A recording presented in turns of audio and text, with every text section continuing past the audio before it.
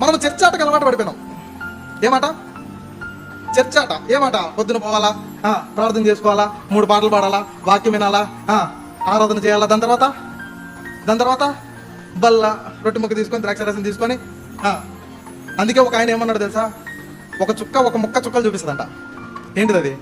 నేను చెప్పింది కదా, ఒక భక్తుడు చెప్పిన మాట నేను కొటేట్ చేస్తాను అంతే. ఒక ముక్క చుక్కలు చూపిస్తుందంట. ఏది? ద్రాక్షరసం రొట్టె విరిచి యూదాకిస్తే దయ్యం వల్ల ప్రవేశించింది. అనర్హముగా బైబిల్లో అనర్హముగా యోగ్యమైన రీతిలో బలను సమీపించని కారణాన ఇంట్రోస్పెక్షన్, వ్యక్తిగత జీవితంలో మన జీవితం ఏ విధముగా ఉందో పరిశీలించి చూసుకోకుండా బలంలో ప్రవేశించిన కారణాన సంఘంలో అనేక మంది హృదయాలు ఏమైపోయినాయి? బండబారిపోయినాయండి. అనుమానమా?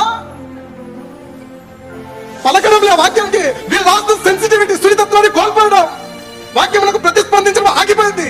ఏం మాట్లాడతాము? చర్చ ఆడతాను.